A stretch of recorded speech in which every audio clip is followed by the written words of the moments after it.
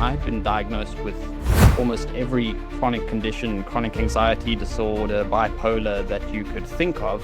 And it was all misdiagnosed to do with the fact that I had a labrum tear in my shoulder. And those 2 years of seeing so many specialists, hundreds of x-rays looking for stuff, and they never found something that was, quite blatant when it was eventually found. And ultimately what happened over those 2 years is my nervous system was sensitized. So I have what's called central sensitization, which is when your nervous system basically undergoes a stress or pain for a long time. It's very similar to burnout, but a chronic version of it, and to do with pain. And basically my nervous system tuned itself to the point that I now feel pain, even though technically my tissues and my musculoskeletal system and my nerves and all the stability in my shoulder have been healed.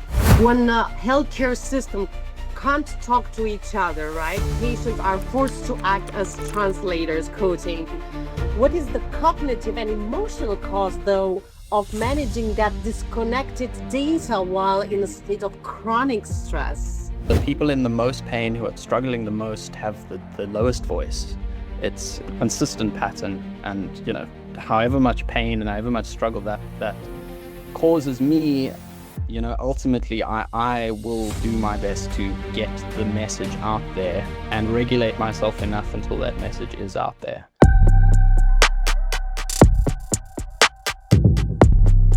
Welcome to everyone. Our today's conversation will explore the raw science of the nervous system, data-driven health environments, and how intelligent AI systems can resolve coordination failures within the human body and modern healthcare system. Please allow me to present you Tristan Siokos. Hello, Tristan. Welcome. Hi, Mirela. Thank you so much for having me. It's a pleasure. My name is Tristan Siokos. I am 27 years old, and I have a company called Recalibrate, and it is all to do with chronic health and chronic pain. I built it from my own personal experience. I was injured really badly about 7 years ago, and have spent the last 7 years in full body chronic pain, building the ecosystem I wish I had, and I know hundreds of millions of people around the world need. Let's start with really interesting question. So you, as far as I know, you didn't quite study the nervous system through academia, right? But through personal pain, as you just mentioned earlier a second ago. Tristan, what was the exact moment you realized traditional healthcare was failing to look at you as a whole system? I think it all started with the actual injury that I had when I was 21. I used to be a professional parkour athlete, which is basically gymnastics. It's like what the Red Bull type athletes do, where they do backflips, but without, all the covering and protection. And I compete and coach in that in my late teens. And when I was injured, it actually took around 2 years and almost 10 specialists of different types of specialists, rheumatologists, psychiatrists, and it got to a point where I'd been diagnosed with almost every chronic condition, chronic anxiety disorder, bipolar that you could think of, and it was all misdiagnosed to do with the fact that I had a labrum tear in my shoulder. And those 2 years of seeing so many specialists, hundreds of x-rays looking for stuff, and they never found something that was, quite blatant when it was eventually found. And ultimately what happened over those 2 years is my nervous system was sensitized. So I have what's called central sensitization, which is when your nervous system basically undergoes a stress or pain for a long time. It's very similar to burnout, but a chronic version of it, and to do with pain. And basically my nervous system tuned itself to the point that I now feel pain, even though technically my tissues and my musculoskeletal system and my nerves and all the stability in my shoulder have been healed. So I think it all stemmed back to that. I spent so many years and so much pain and grief and struggle and suffering trying to just find the issue. And then when I eventually found the issue, I was told, obviously, there's no cure for fibromyalgia and central sensitization. There was no injury to fix anymore. But due to the, extenuating stress that my body underwent over those 2 years, my nervous system ultimately changed fundamentally. And because the healthcare system isn't integrated and connected and everything's siloed in these specialties, it took too long, and I and millions suffer the consequences from that disconnection and discommunication. Wow, that's a lot. It's really a lot. I appreciate the fact that you are sharing this also very personal situation about you with others as well, because not quite everyone would be available. Also, not only mentally, but also emotionally to share all this. Stories like this out there, and the people in the most pain who are struggling the most have the lowest voice. It's a consistent pattern, and however much pain and however much struggle that causes me, ultimately I will do my best to get the message out there and regulate myself enough until that message is out there. Yeah. So at this point, Tristan, when healthcare system can't talk to each other, right? Patients are forced to act as translators, coaching. What is the cognitive and emotional cost, though, of managing that disconnected data while in a state of chronic stress?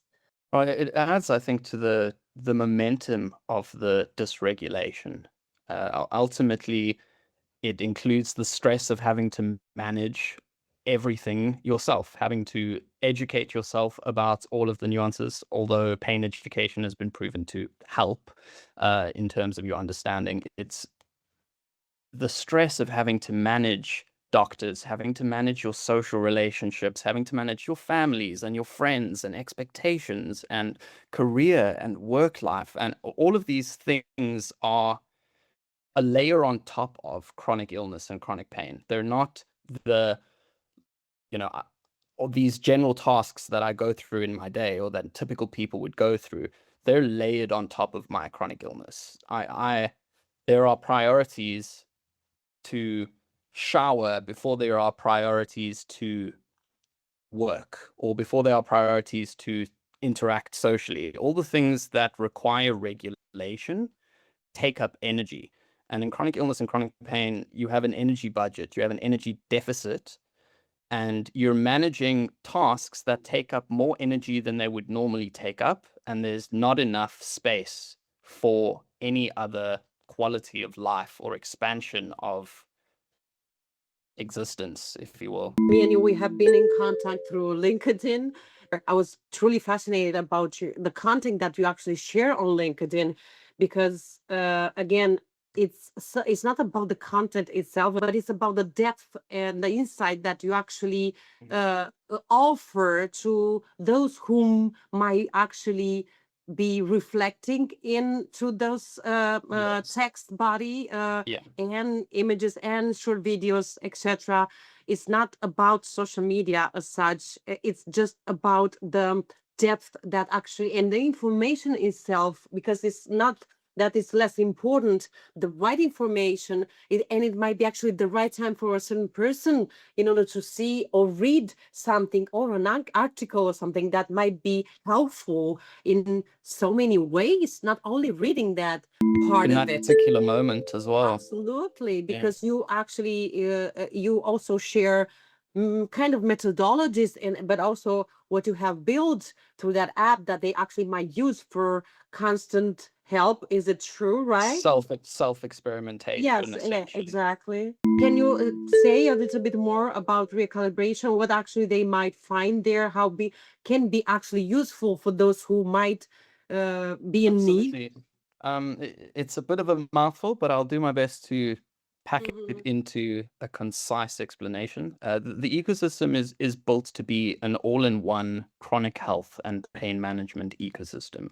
So we have everything from a typical tracking app, but we don't track what normal tracking apps would track. We track the experiential basis behind the illness. So we track things like pain, we track things like stress, anxiety, diet, social connection, cognitive strain, brain fog, these type of things that aren't necessarily always measurable through biomarkers, and they aren't always necessarily correlated with the experience of the user versus what their health profile or what their medical history actually points to. The experience is always deeper than the data.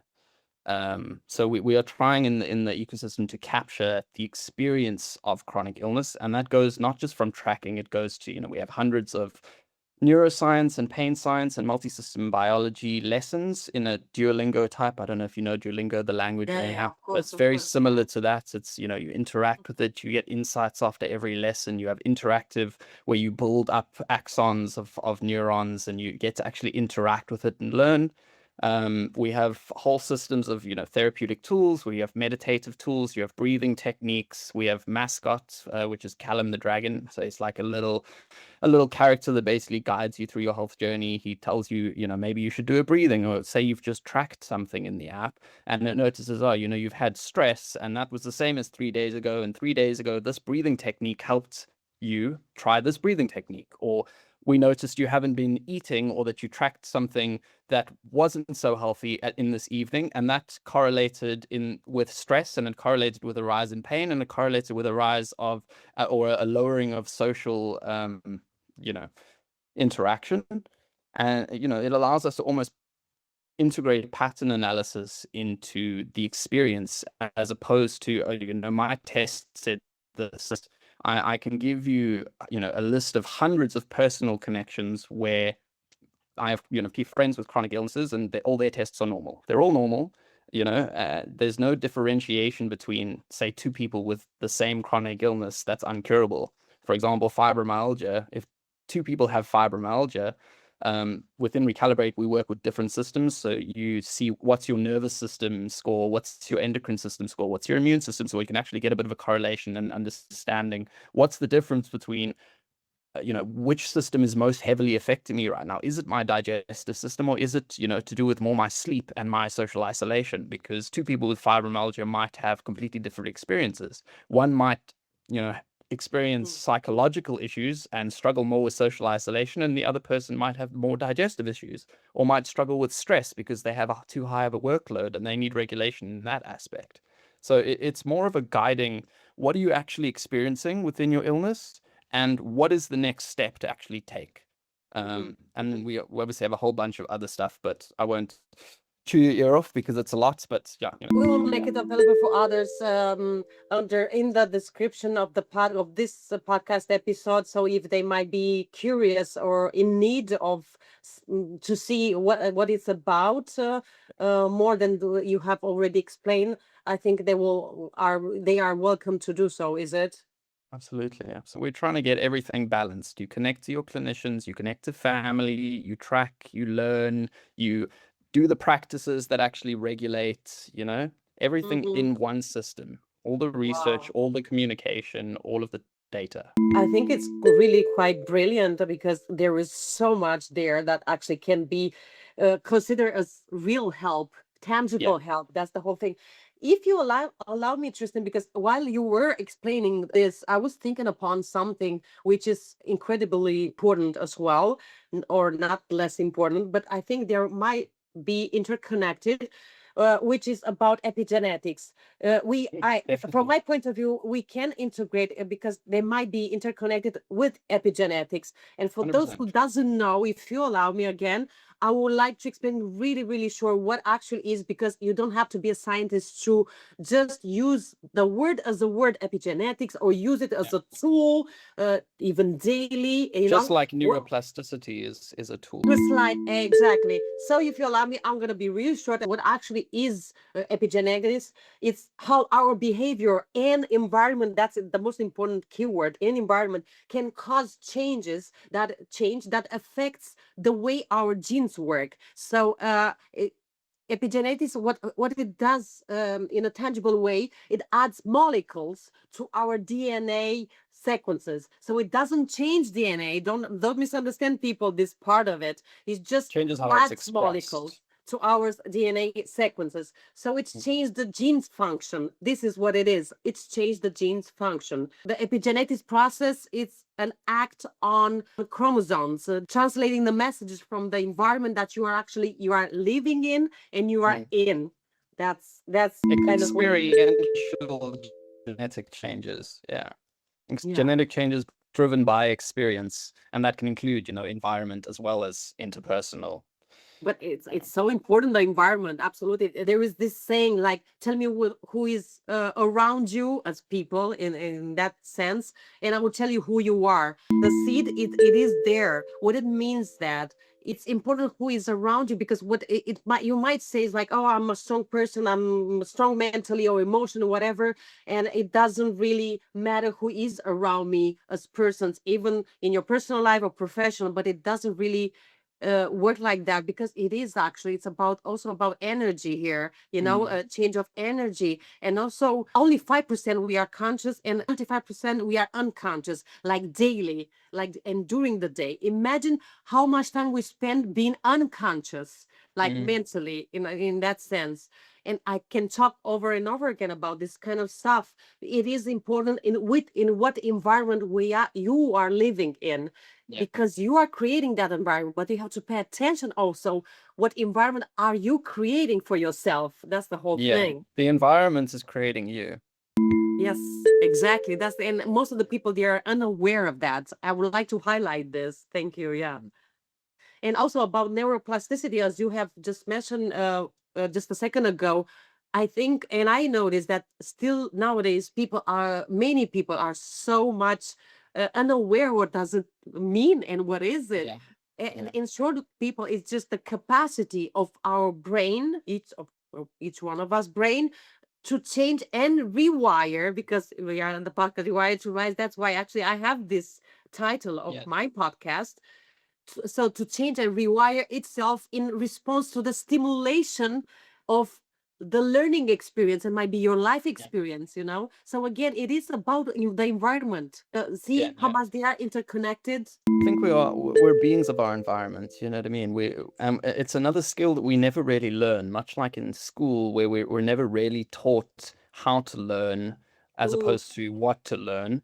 It's very much the same. We never really taught how to manage our own internal makeup using external stimuli like the environment and management of those systems. Tristan, you have also written that knowing the name of your pain is only half of the battle. Why do we get so psychologically attached to clinical diagnosis, and how can that stall through recovery? I think it's a very difficult question in the respect of my experience in this is I went for very long seeking out some form of validation that what I was experiencing wasn't psychological. And I think that's where a lot of it comes down to with these really complex, multi-systemic, chronic type long-term health issues. The diagnosis is less about the diagnosis itself or finding a cure or figuring out how to manage. And it's more about the validation of, am I actually experiencing what I'm experiencing? And getting the regulation to your nervous system from someone believing you and acknowledging that what you're experiencing and your experience of what you've gone through is real and tangible and approachable from perhaps a different experience. I think that's the biggest aspect of it. The other side of it is, from the non-patient perspective, I think, healthcare providers are reluctant to give out chronic diagnoses because it's almost a bit of a death sentence in some cases. You know what I mean? When I got told I had fibromyalgia, for example, when I finally got my diagnosis and central sensitization, that they delivered it as if they had given a cancer diagnosis. They were like, I'm so sorry. I'm really sorry to have to tell you this, because it's a matter of, if there isn't a cure or in modern healthcare, or there isn't a proper way to approach it, or clinical studies done on things, it's almost like you're brushed aside within the healthcare system. It's a big reason why Recalibrate came about. Not so much to do with the hospitals and to do with the specialists, but to do with the allied health. And when I say allied health, I'm referring to psychologists, psychiatrists, biokineticists, pain specialists, behavioral specialists, cognitive behavioral specialists. All of these, you have post-surgical pain, you have post-surgical issues, and the hospitals and specialists pass off patients with these type diagnoses to the allied health sector, and they're set to manage those symptoms for life until healthcare can catch up, essentially. So I think that the whole ecosystem is essentially broken in that sense. You want to get a diagnosis, and the people in charge of the diagnoses don't want to give you this diagnosis. They want to keep looking because it's a matter of this diagnosis that they would give you is almost the final word on the piece of paper. There's not much more they can do for you after that.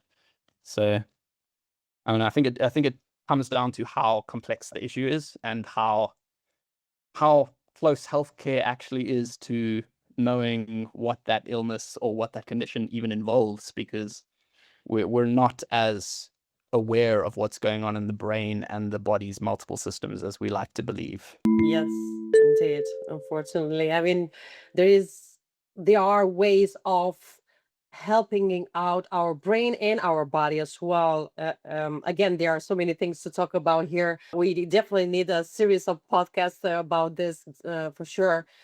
But in the meantime, as you also mentioned throughout your discussion, I mean, it's like we could start from somewhere, and from that somewhere, actually find out what actually works for us, might be mental or emotional or physical or for our body, etc., etc. There's no personalization in health. That's what it comes down to. Yes, when health switches from a surgical intervention or a cure or a medication, it becomes management, and that becomes management. There is nothing more that you can really do besides connecting everything, and everything is currently disconnected. You know what I mean? You see your psychologist or your healthcare provider once a week, and you spend that first 15 minutes of your appointment in your chronic state trying to make sure you give them accurate information, and then with that inaccurate information, they then have to help you manage till the next time you see them. There's this major gap in terms of communication.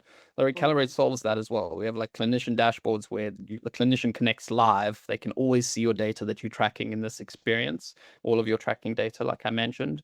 So there's no gap. When I walk into my physiologist's office, they know exactly what I've felt every day of the week, exactly what I ate, exactly how much stress I've felt, what lessons have I done, what have I learned this week, what practices, breathing techniques, all information from notes and messages. There's no miscommunication. It's broken telephone, if you know what I mean. Yeah, sure, definitely, absolutely. Don't think that here in Denmark, the health sector, it's fine, it's good, but it's not quite excellent at all how it should be. So just say it is.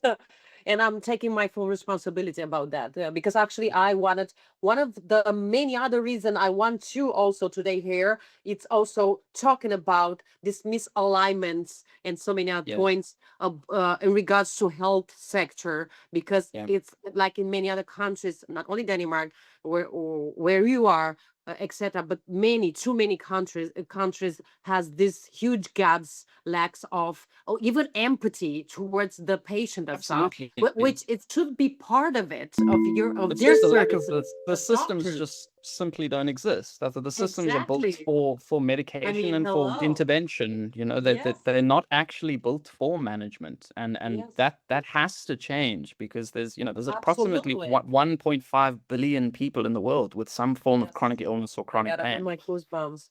It's literally a sixth of the world. It's an unbelievable amount of people suffering with systems that can be relatively easily established and connected. Yes, that's my point, and that's why I'm really so, I don't want to use this word angry, because it's not about anger, but it itches me, like in my brain, thinking only, because I also perceive it where I live right now in Denmark in this case. And Yeah. as you just said, seeing that there is this huge lag and it can be solved with such a little thing, and it's like, why is that? Do they Yeah. want us like sick, or what? Like, I don't Mhm. understand this part. It's just wondering myself at this point, because if it's so easy to fix it, then why you don't just fix it, do it? Yeah. Yeah. Yeah. Tristan, your Ligator profile explicitly states you write about how the brain actually works. So it's not the wellness version coaching, right? Where Yes. has the commercialized wellness industry gone wrong in treating chronic system dysregulation? Well, I think the way you phrase that question is really the answer. It's that they don't Mhm. approach it as multi-system dysregulation. They approach it as specialists. They approach it generically. It's either too simplistic completely, or it's you have to be a doctor to even understand what I'm telling you.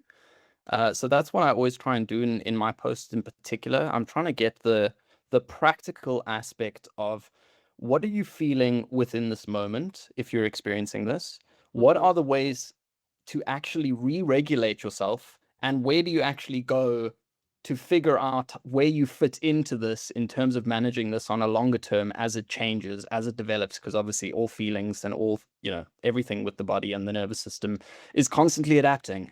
You have to actually be dynamic in the way that you're approaching and listening to your system, because the way that you listened to yourself last week or last month, you might not be hearing the things that your body's putting out this month. You're in a different mindset, you're thinking about different things, you're approaching different networks and relationships and stresses at all times. So I try to bring that into my posts, not so much and trying not to oversimplify it to the point where the point is lost. And I'm trying to bring in as much not complication, but depth in terms of the actual neuroscience mechanisms involved with those feelings, with the introspection, with the emotions, so that people can actually learn. Because I mean, it's already been proven in many studies that just the simple education of how the nervous system and the mechanisms work can help you regulate it then better. It's already, just the act of actually learning more about how it And works. here I would introduce and connect the metacognition as well, because it's Yes, about that. absolutely. Simply, you were talking about Absolutely. that. Yeah. I did do a post or something about that, but yeah, introspection and metacognition. I mean, it's everything really. It all comes down to the epigenetics, the neuroplasticity conversation, the environment conversation. It all comes down to how aware are you of what your system is actually undergoing, I agree. Yeah. and what can you do to make it easier for yourself to get to Exactly, where you because want it to is be. about that. Come on, yes. That's all it's about. Every Yeah, person's going to be different. Every person's going to have a different yes. chronic illness. This is Exactly. why I didn't build Recalibrate for one particular illness. Stuff like the big chronic pain apps and things like that are built for chronic pain. They're built for fibromyalgia. They're built for ME and central fatigue syndrome. They're built for very specific illnesses. Mm, Recalibrate's not built for that. It's built so that it covers the entire spectrum of what it takes to manage a health condition. mhm. And as a base connection, then it can come with layers like we were talking about. Maybe you connect to real biomarkers, maybe you connect to genetic data sets where you're actually able to establish what does that correlate to in terms of the experience with the hard biomarker data sets, um, to get the full picture. Because everyone is looking at, if I look at one neurotransmitter or one blood pressure level or one mechanism within one organ system, I'm seeing very little. You're Mm, not understanding what, and I think with AI, this becomes mm, almost an issue of the past. It's no longer an issue because all of these systems that are able to connect and the general wellness space has built itself. It's built itself around almost around virality, almost around Yeah. psychology as Yes, opposed to yes, yes. neuroscience. Yeah, You know? we also talk about dopamine and endorphins, etc. So yeah, that it Yes. actually creates addiction. It is Yeah. connected to addiction. So And people yes. with chronic illness and chronic pain, those mechanisms are still in play. They're just in Yeah, yeah. play at an accelerated rate. You get addicted to the pain state, you get addicted to the comfort, and it happens more easily because your system is That's why I dysregulated. mentioned that. Yeah. It's fascinating. Yeah. It is very much for me as well. True. You view most chronic condition as coordination failures, not isolated problems. Yeah. What does a coordination failure look like inside the body on a daily basis? Yeah, I think it's majority of our healthcare system struggles to approach these type of conditions. I describe them as complex conditions, just for lack of a better word. But yeah, essentially, with majority of these, your body is one organism. Your body is a single organism, and it's broken down into structures that we have assigned is to organ systems, organs, tissues, cells, organelles, atoms. You go all the way down the list, right? But each system is in direct communication with every other system in your body. Your nervous system is connected to every other system in your body. Your immune system is connected to every system in your body. Your digestive system is connected to every system in your body. It's a very clear structure, and when something goes wrong in any of the systems, or in one system in particular, it directly affects every other system. How I like to think about it is, you mentioned drift earlier. You have this almost psychological drift. So I have a term almost. I'm sure you're aware of the term homeostasis, which is just the body's ability to maintain balance within its chemical mechanisms. One of the terms that are close to me that I think is responsible and I think should be applied more in the space is homeostatic drift. And this is where, you have pressor, or you have an external or even an internal dysregulatory event. This could be an injury, it can be what an illness, a virus, whatever. And it affects one system to the point that the way that it maintains itself, because all of our bodily systems have built-in maintenance mechanisms. They maintain themselves, they clean themselves, they filter themselves. That is homeostasis. And when something goes wrong, the communication lines are actually affected to the point that every time you try and now fix the system that has an issue, you're now trying to do that fix to a system that's been changed by the initial injured system, if that makes sense. You're applying changes to one system and not accounting for how those new changes are affecting the systems that have been affected by the ultimate event. You know what I mean? You're approaching something which is one organism from the perspective of that was an injury. I mean, like, I can give you an example. For example, my shoulder, when I went to actually get it all fixed, and they found the issue, and there was a whole labrum tear. I had severe destabilization in my neck and shoulder and scapula, so they had to put a whole bunch of pins in my shoulder and all of that to restabilize it. And they did that without, for example, doing full x-rays of my spine and x-rays of my neck. So, the central sensitization, I think, came from that, or that was a heavy hand in it anyway. It had a heavy impact on it. But it gets to the point where the body is dysregulated so severely that it starts actually creating a new homeostasis for itself. You get a homeostatic drift, you get a new stabilization within the body, whatever system that may be. For example, my shoulder would be the musculoskeletal system was severely affected by the stability. And then I had the whole nervous system reaction to it as well due to damaged nerves and sensitization. But it affected everything. You know what I mean? I have pain in my feet now because my nervous system, the communication channels and the sensitized state of the nerves around this area are injured. And therefore, anything that I eat affects the sensitization. Any exercise that I do to do with, post-exertional malaise, it affects every single system. And, that's where allostatic load and all of these type of things come into play, is it's stress on the system.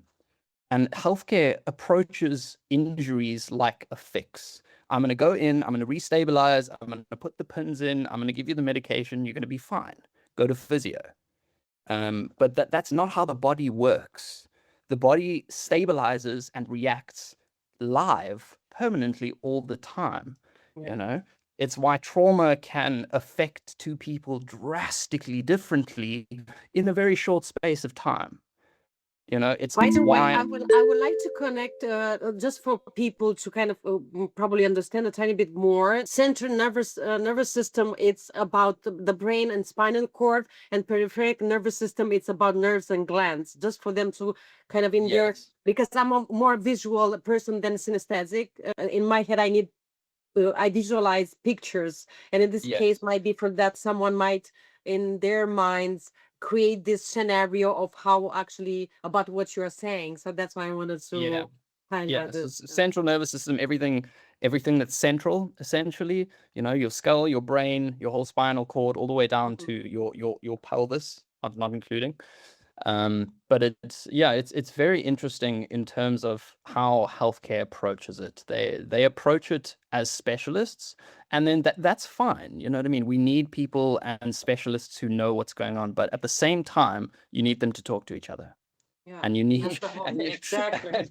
and you need the patient to be able to have a communicative line where when something goes wrong, patterns build up. You know, when you go into any form of a doctor, you give your medical history, right? If you go to a new doctor, that's what you do. You spend a good amount of time, you write a nice medical history for them. They seem to lose it every time you go to a new doctor, but that's a separate issue.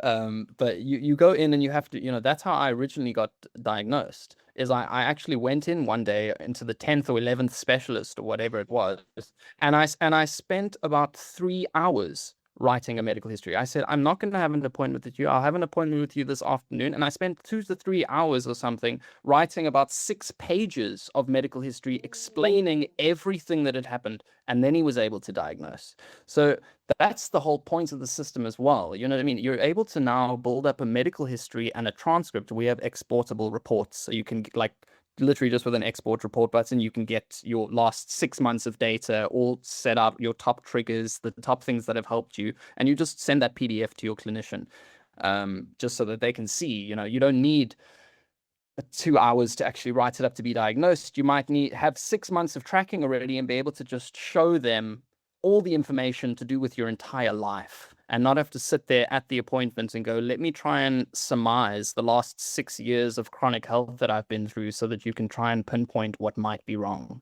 because that's almost an impossible task for the healthcare provider.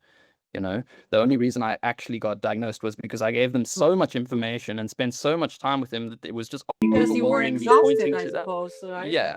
What actually happens to the brain's wiring during the central sensitization? How does it mistakenly turn normal psychological signals into hyper reactive threat responses, Tristan? Yeah. There's a lot of discussion in the space. Most of it points towards that it is a brain to body aspect, but it has been thoroughly disproven that it is solely a psychological type illness. So it is not something that is imagined. It is essentially your nerves become let me explain how a nerve basically works. So you have ion channels, basically. So an ion is a positively or a negatively charged element, right? You can have sodium, you can have potassium ions. And in your nervous system, you have things called ion channels. And the ion channels determine what level of signal of electricity is actually transferred, right?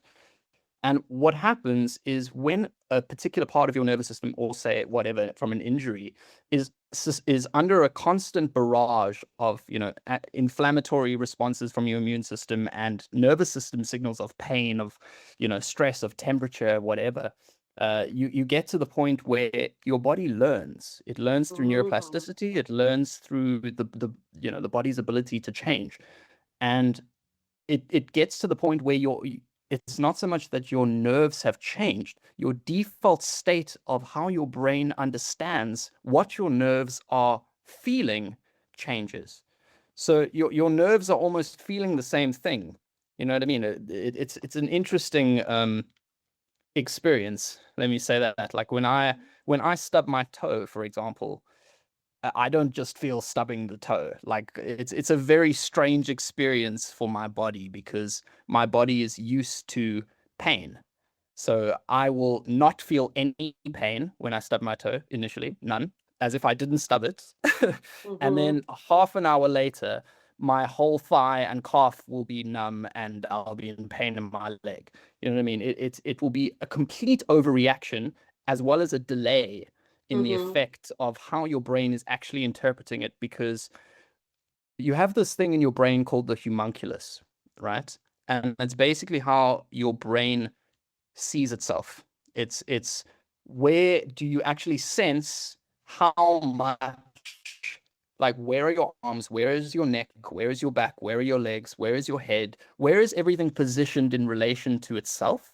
And in chronic pain and these type of stressful long-term states that a body can be in, the brain's interpretation and the body's interpretation actually shifts to the point of this is normal, and therefore these are the reactions that I should be experiencing all the time with any type of stimulus related to this. It becomes also as a behavior, but it's much more than that. But again, it just becomes the standard for the body. Exactly. That's how it That's reacts. what I wanted to say. Exactly. But you've had homeostatic drift. Your homeostasis has drifted to the point where whatever interpretation your body understands itself in has shifted. All of us have there are two types of learning. One is neurobehaviorist, which is about acquiring new behaviors and skills, okay? And the second one, it's cognitivist, which is modifying previous knowledge. And it's the same identical thing for our body, including also our brain. Guys, it's not different than us as behaviors, like changing behaviors of, as we have talked earlier, me and you, Tristan, about metacognition, epigenetics. It's biological habit forming. You know what I mean? Exactly. You form habits in your normal life, and over time it gets easier to form the habits. Your body and your brain work the same way. After time, your body, that is just how it works. It's forgotten in terms of since the last time and all the changes it's made in this stress. It's forgotten what the default is, what the normal is. This is its new normal. And until the only way to actually approach that would to be how do I shift my normal? How do I actually get it to shift the other way? That's what you're actually working with when that whole system state shifts, you know? High achievers are conditioned to push through stress like daily, constantly. How does a hyper-focused, chronically driven lifestyle quietly prime a leader's nervous system from a system-wide crash? I think it comes down to a very important term in chronic illness as well, but it's very applicable to burnout situations as well.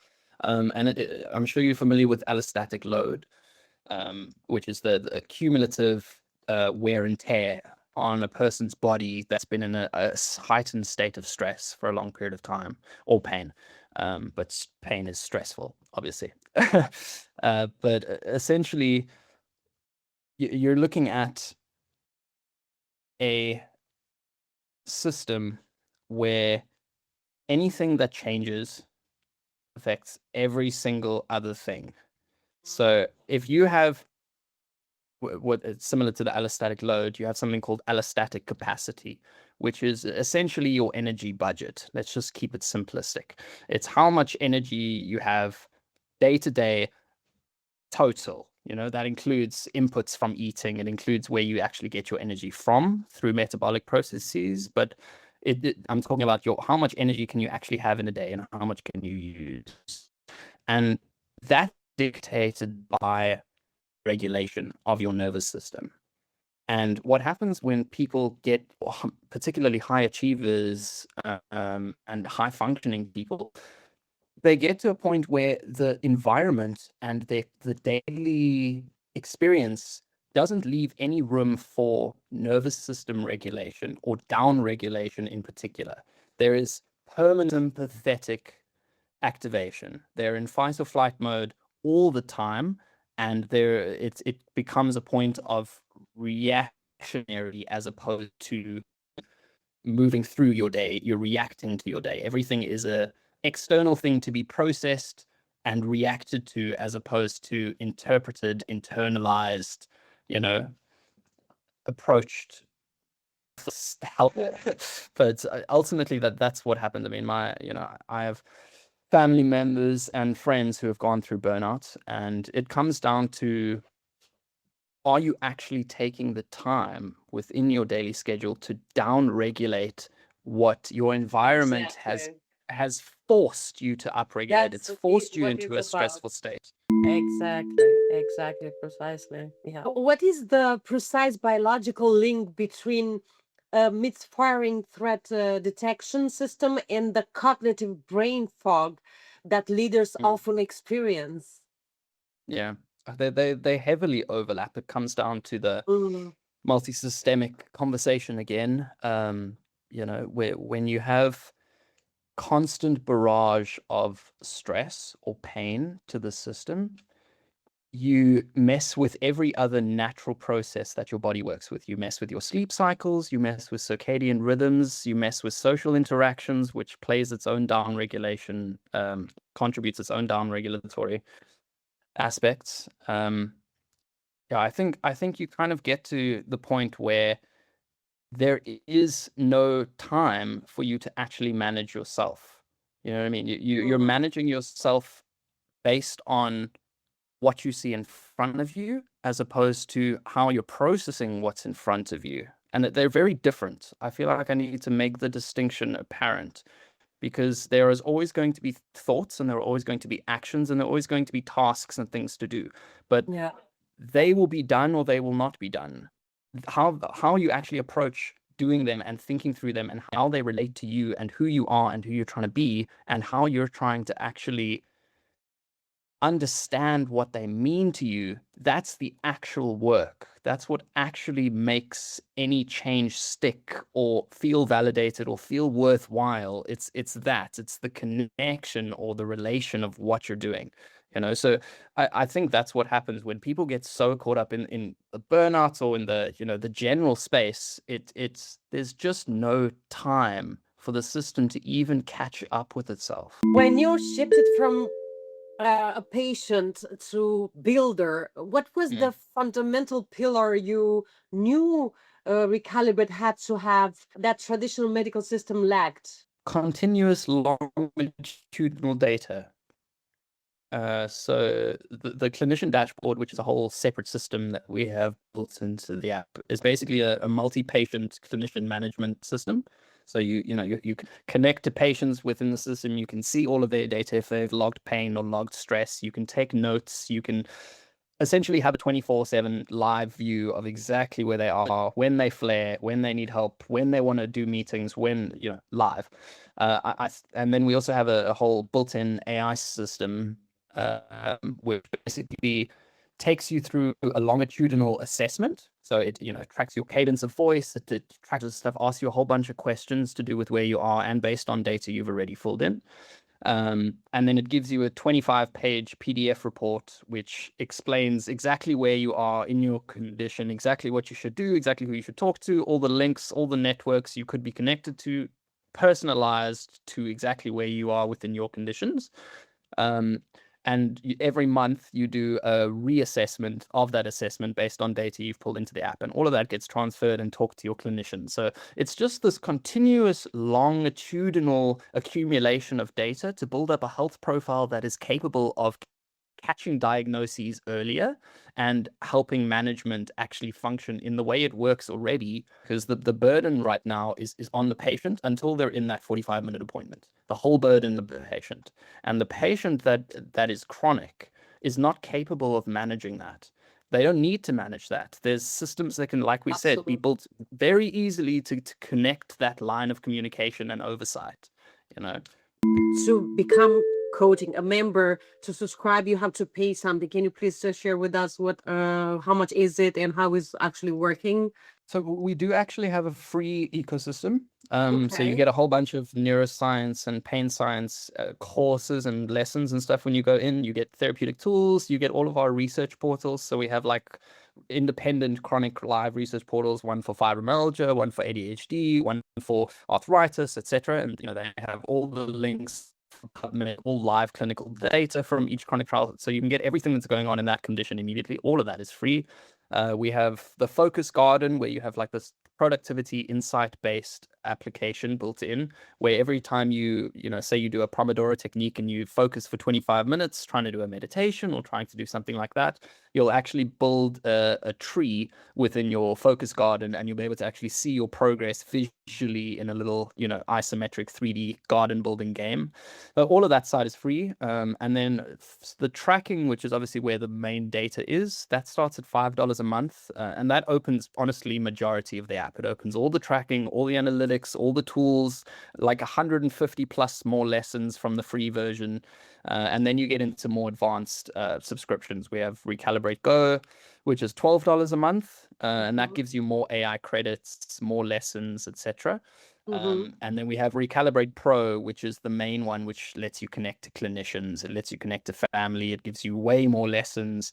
But essentially, from the $5 a month, I'm trying to keep it accessible. Do you know what I mean? It needs to be accessible. Even the free version it's a whole ecosystem genuinely by itself.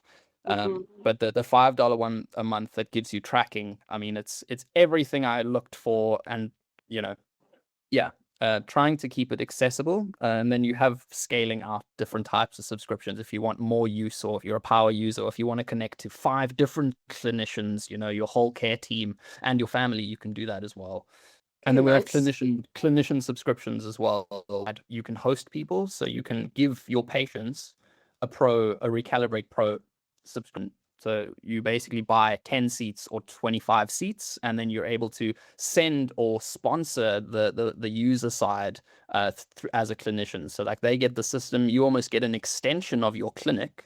It's all white labeled, it's not actually even associated. You just have this permanent connection, and you can create your own packages as a clinic. You can create anything that you want in terms of that oversight that you're providing as a healthcare provider. But it gives you that option to actually sponsor and take away the payment from the user side at all, completely. So Recalibrate combines health tracking, neuroscience education, therapeutic tools, dashboards, and AI. How do these pieces work together to form a synchronized system? Absolutely. The patient essentially is put into the position of experimental researcher, right? What symptoms am I missing? What systems am I not giving enough attention to? What insights from education do I perhaps not understand are relevant to me? So everything essentially connects the features, for example. So when you track, you will get an instant insight, which will tell you, based on what you've just tracked, what's going on. Perhaps a little educational snippet to do with what you've just tracked, and then a next step, which will lead you to the next place in the app based on the tracking you've just done. So say if you've shown that it's been trying to tell you about your stress and you're not actually relating to it, it'll pop up a stress education so that you can go learn about why it's telling you, for example, to do something. And that recommendation next step works across the whole app. So it could recommend a tool, it could recommend a lesson, it could recommend a connection to a clinician or a carer, it could recommend anything really. Go and practice a meditation in your garden, in your focus tool section.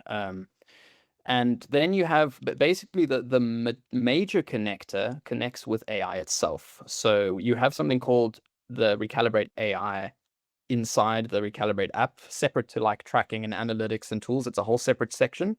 It looks very similar to ChatGPT, where it has a whole chat and you can make chats. And you can essentially chat to your data. So I could go, how So am it's I an agentic AI, just for others who might know a tiny bit more about AI, so they can understand what it's about. It's essentially an agentic AI attached to your health profile. So you're finally able to, I can go, show me the trends of my last 2 weeks, and it can draw graphs for me. It can pull up data. It can pull up tracking logs. It can recommend things, obviously, as well. And yeah, just it can build plans. It can build diet plans. It can build anything really. And then on top of this, you have the clinician connection. The clinician connection's more than just the oversight. So within the clinician side, you have some custom scores. So one of them is the care plan adherence score. So the care plan adherence score, essentially clinicians who are connected to a patient can assign a task. Say you want them to do this exercise at this time of day, right? That falls into their tracking. So when they go and they track that next day, if a clinician that they're connected to has assigned a task, that becomes one of their habits. It just becomes one of their tasks that they have to either fill in that they've done or not. And this, again, gives the clinician direct understanding of, is the plan that we're currently implementing doing anything? Is it being followed? Is it overwhelming the patient? Is it not being understood in the way I'm trying to make it be understood? Or, a score called the Care Plan Adherence Score, which basically monitors what percentage of the tasks assigned by your clinicians or your providers are actually being completed, and what level of difficulty those completions of tasks were to you every time you complete them. And that whole system of the care plan actually alters how you work. It alters how your insights come up. It alters how your data presents itself to you, what education lessons presents itself to you. But your clinician is ultimately in control, and then all the research is at your hands. That's how I've essentially tried to make it. So any actual intervention that happens is from the clinical side. It's from the clinical partnership to the patient. The Recalibrate almost has nothing to do with it. All the plans, all the messages, all the interaction and the clinical notes are between that relationship and that relationship only. They're encrypted to that relationship, right? All Recalibrate ultimately does is facilitates what already exists when you go to a physiotherapist and you exercise and then you talk to them on WhatsApp. It's exactly the same thing. It's just 24/7. So at this point, I would like to ask you something, please. Can an intelligent tracking system map micro-deviations in biometric data to identify nervous system crash before the individual physically registers it in that way? Absolutely. I don't even think it's necessarily limited to biomarkers. I think it can be extracted from the experience itself. So we've already been experimenting with pattern analysis through my data. And, I can relatively reliably predict when I'm going to have a flare just based on what I've had a flare on in the past. So, the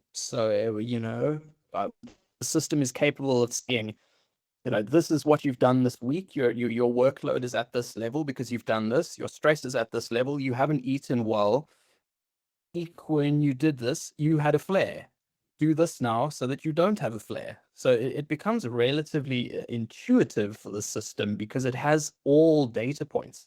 It has how consistent you're being. It has when you're talking to the clinician. It has what you're tracking. It has how you're feeling about what you're tracking, what you're learning, what tools are you doing to calm yourself down. It has all the data of what you're experiencing within your chronic illness or within your long-term health management in one place, which makes it relatively easy to extrapolate our data. And then we have potentially, device integration that we want to come in, and that complete essentially, you would have experiential data, and you would have live biomarker data, like, maybe we want the HRV to be measured, we want stress mechanisms to be measured, we want, facial temperature recognition, all of this kind of stuff can be built in on top of the layer once it communicates and closes the loop of the miscommunication, because that's the main issue. Once that's closed, all other pattern analysis, all biomarkers, all device integration, all systems layering and personalization and enterprise, that's the easy part. The difficult part is getting to a point where a system can understand the experience of what managing a long-term health condition, So we all know, as we build highly advanced AI health tracking system, right? At least we start to do that. Our society start to do that. How do we balance continuous data collection with protecting a patient's personal sovereignty over their profile at this point? Yeah. Allow me. It's definitely a difficult topic. Yes, it is indeed. I think AI has certainly made that landscape more difficult in general, not just with health. How we approach it, like I discussed earlier, is majority through encryption and through consensual relationship forming. So if I connect to my physiotherapist through Recalibrate to their clinician dashboard. My data doesn't touch anything except that clinician. It doesn't touch anything except that clinician or within my own system, and I can see it. Everything else is encrypted or blocked or authorized and built up into with security layers to actually you're in charge of your own data. Do you know what I'm saying? You're able to build plans, you're able to analyze, you're able to pick up patterns and figure stuff out and change the system as you go. So yeah, it's difficult. I think there's definitely going to need to be new technology that forms in order to make it easier to function. Yes. But I think that the biggest thing comes, there's a lot of data collection in the technological world in 2026. The data that companies have on the general public is quite unbelievable to a normal person. And in health, it's just another level. But I think with these chronic type illnesses, there's a certain level of data that needs to be gathered. And, that can come through consent, that can come through, research and self-experimentation so that the people who are experiencing this are part of the data. They're part of the analysis. They're part of the research and the movement towards trying to either manage or eventually find a cure. And I think approaching it from that aspect is the only way. That the data is needed. The complexity of these type of conditions where the stress on the systems over time has actually affected how the system sees itself in the first place. That takes an enormous amount of data. And that data should be surely protected, but it also requires AI systems and AI integration, and protection and security on those type of systems are difficult. So I think it has to go on a case per case basis. Either a person is adamant and really trying to find a solution, and like every other terms and conditions that the normal humans, you scroll past it and you click the box. All the companies seem to rely on that almost. And we collect data, but it's a matter of we collect data for the parts that the data matters for, and the rest is owned by you. You're in charge of what you're supposed to. And I think that's the best way to approach it with sensitive and comprehensive type systems like this that require But it's also about transparency, that's because in our society nowadays, transparency, it became like something really far away on the horizon. So, unattainable. Unfortunately, of course, that's why I'm saying. But yeah. So I was curious how this actually part it's taken and absorbed by your app in that sense. Yes. If a leader feels their nervous system reach a point of hypervigilance right now, for example, what is one immediate science-backed protocol they can apply right now, right away, today? One that helps me the most is something called the physiological sigh.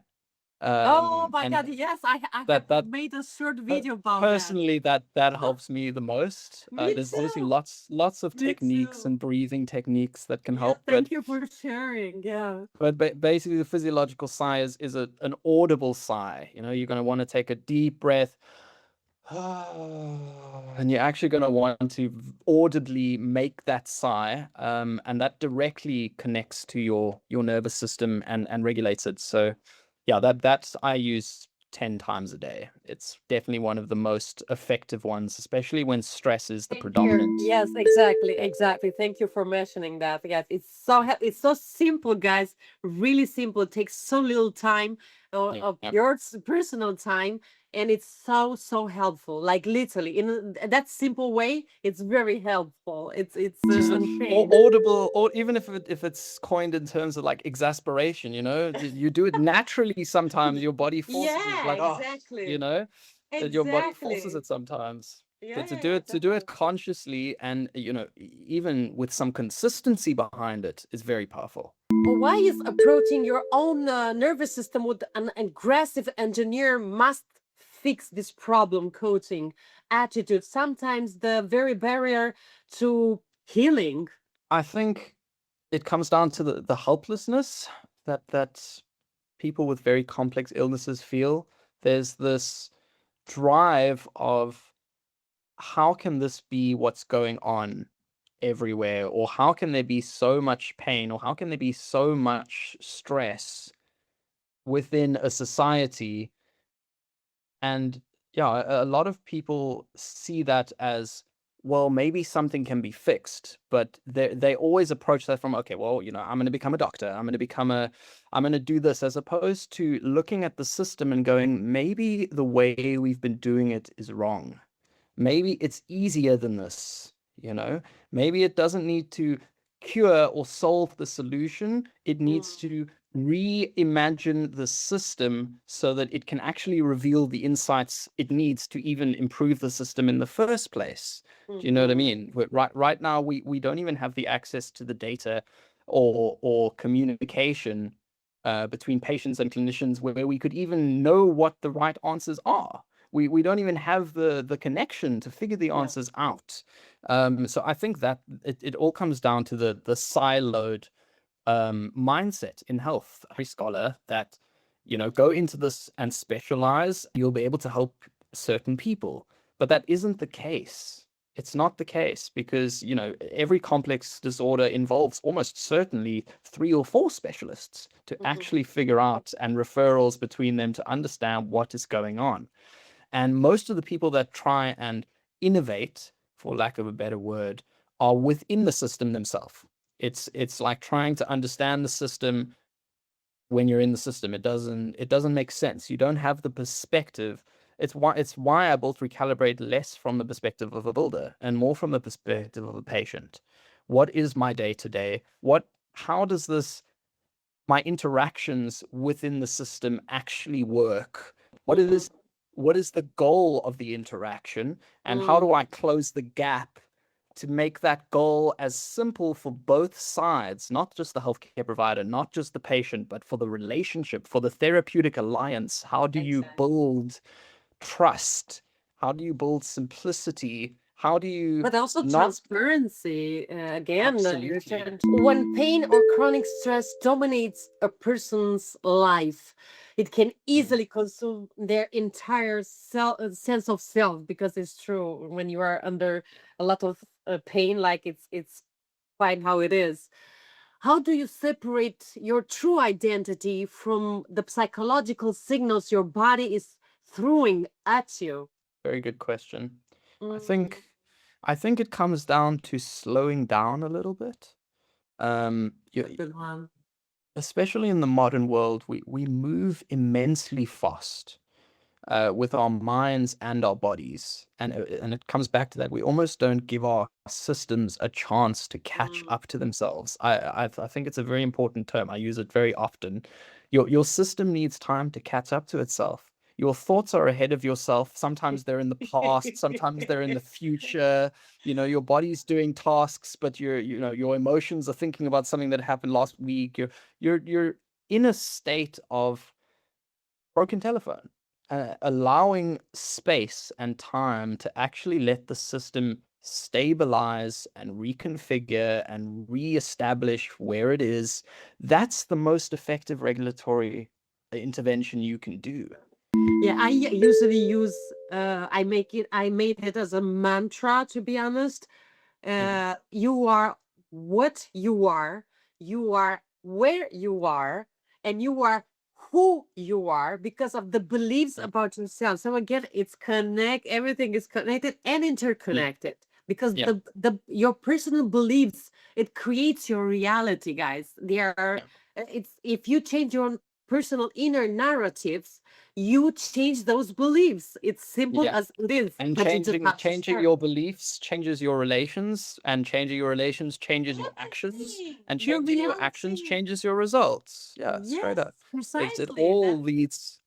It's why I find it strange that, psychology is almost ousted from the health conversation, because it's not hard science, obviously, but it is a matter of, it has the right idea in terms of the interconnectivity and the relationism that your brain forms to understand the world.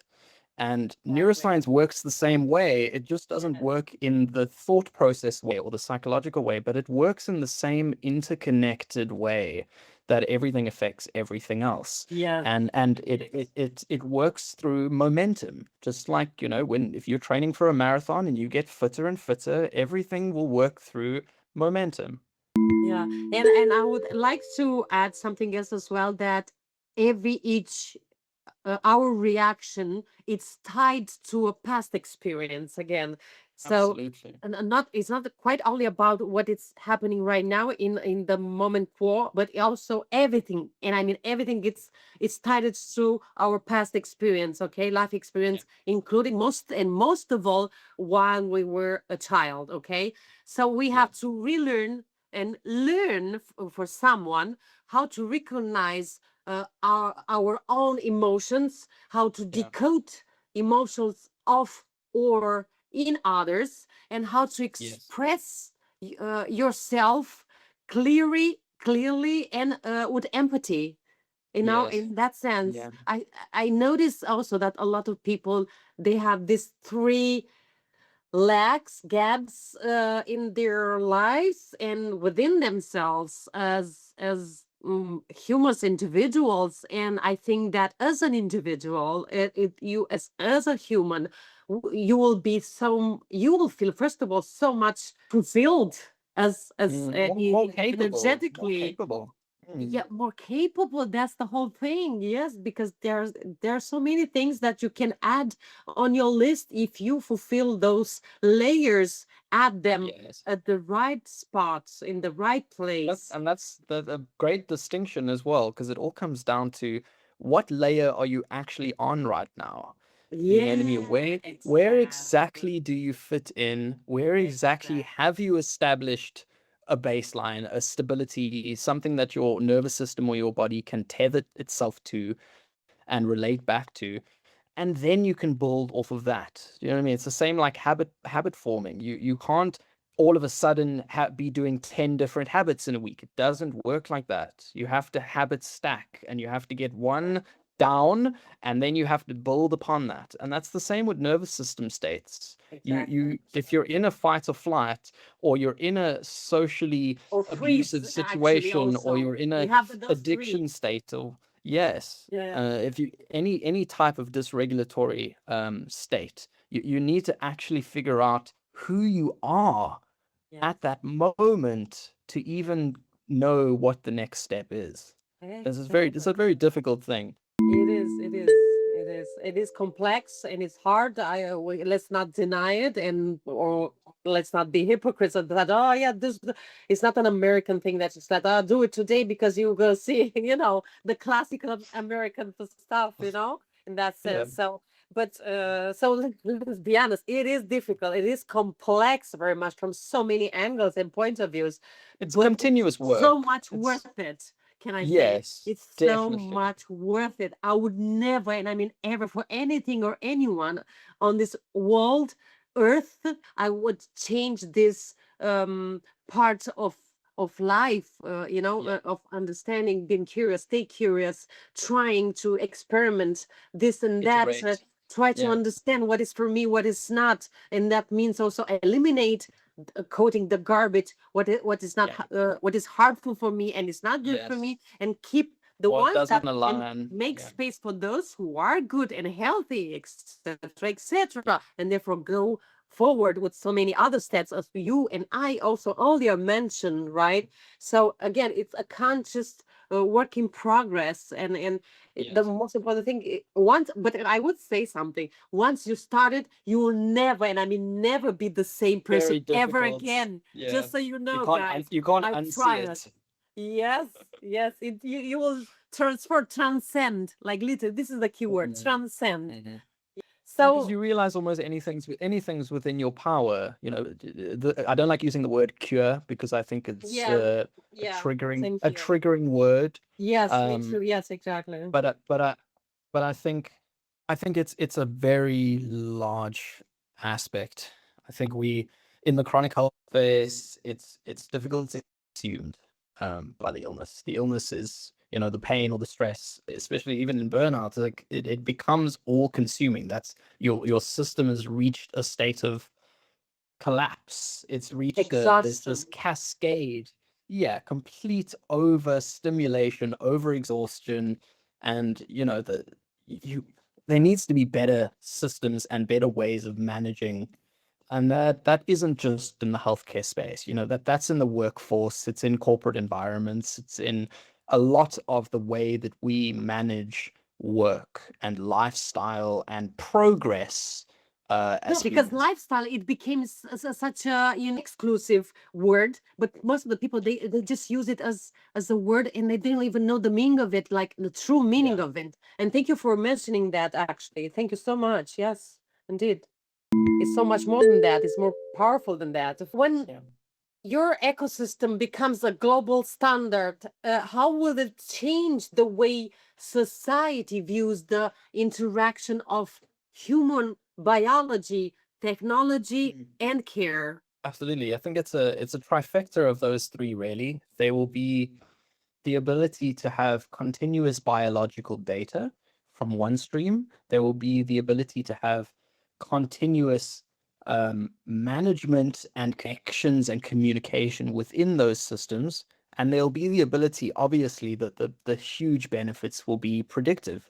You'll be able to predict when someone has cancer. You'll be able to establish them all the way through a management or a healing type program before they've even been diagnosed, or before they've even had an injury. You'll be able to monitor psychological aspects to the point where you could say someone might be susceptible to this type of injury based on their lifestyle. So I think it becomes very difficult in terms of, what does that actually leave at that goal level, at that final level? What does that actually leave in terms of interpretation and life as a human, when all the data and everything that we are becomes a connection for technology to interpret?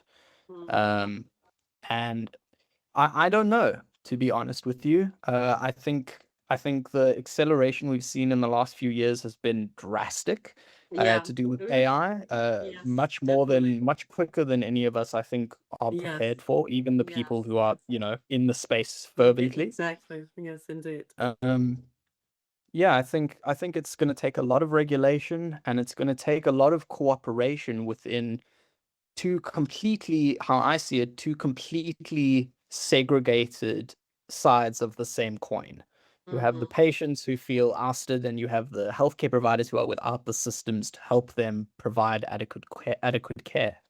So I think the great benefits is that it's going to actually connect us to the point where health is not something that is medicated or diverted. It's something that is permanent and limitless and eternal, essentially. Every illness ultimately is curable in some way or form, although I really don't like that word curable. There is the bottom of the problem. You know what I mean? There is a way to get to what was the exact cause, what was the exact progression, and exactly where you are now. And if you can understand that, you can reverse the process. Or you could predict the type of process that'll happen and prevent. At least predict it. Yeah, definitely. Absolutely agree with you.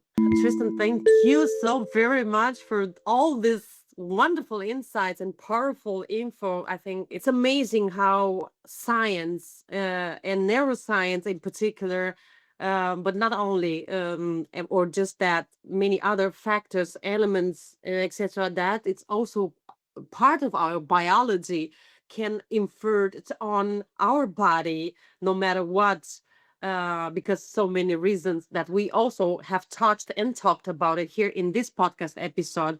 And I really, really hope that for many of my listeners of Rewire to Rise, beyond the mindset, again, see, because I connected also the title, because of all these things that people must be aware of and have the right information from the right people and specialists and individuals who are able to give those information, the right information, as they should be, in that sense, as we and you also mentioned earlier, Tristan, and I think it's so important to gather all these elements and put it somehow in a So place, many like you have aspects. built also the app. Yes. Exactly. I'm trying to do the same thing, gather all these people that they are specialists and with important backgrounds behind them, that I can actually help others no matter what. Because And the information's wasted, essentially, when everything's segregated like that. It's common psychology theory as well. It's just standard psychology theory where it's social dynamics. 10 brains are better than 10 individual brains. 10 brains working on the same task absolutely are more valuable than 10 individual brains working on them independently. So I think bringing together all of the chronic health space, all of this disconnect and all of these different aspects, as you mentioned, into a system that's connected. It doesn't have to be one system, but it all has to be connected and it all has to be streamlined so that it makes it actually functional. You know what I mean? Because right now it's not functional. It's broken up, and both sides feel overwhelmed with. Now, Tristan, if someone wants to reach out to you, where actually they can find you, they will have, and it will be provided, of course, in the description under this podcast episode for them, all the links where actually, including also the app that you have built and make it available for everyone who needs it. I would like you to just verbally say where actually they can find you if they want to reach out to you. Absolutely. You can follow on Instagram or LinkedIn. That's where I post most often. At Tristan Siokos is my standard tag, just like my name. And if you're interested in looking at the ecosystem, it's recalibratepain.com, all one word. And just feel free to explore, reach out to me. I'm very active in the chronic health community. I like to converse and have these types of discussions like we've had on Rewire and Rise. I think they're vital for the community and the progression in the health technology space over the next few years, to have people who are involved in it talking with each other and connecting the systems that matter. Yeah. Thank you so very much. Thank you for today, Tristan. Thank you so much. It was amazing. I look forward to chatting again with you soon. Yeah, thank you.